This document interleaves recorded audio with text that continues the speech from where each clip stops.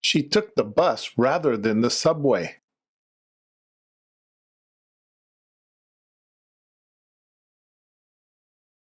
He's usually at work by 8 in the morning.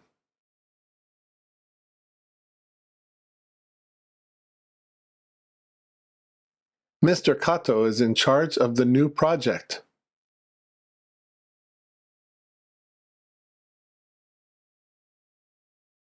She put in the request for time off.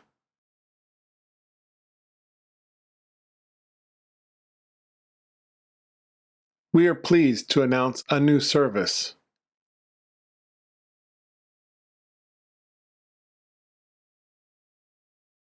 The meeting is likely to run a bit long.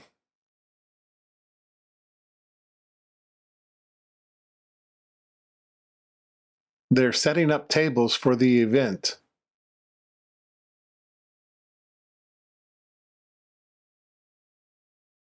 Please register prior to the start of the tour.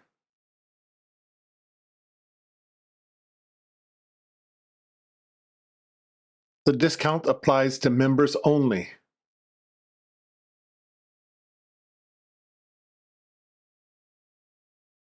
There's plenty of time before the last train.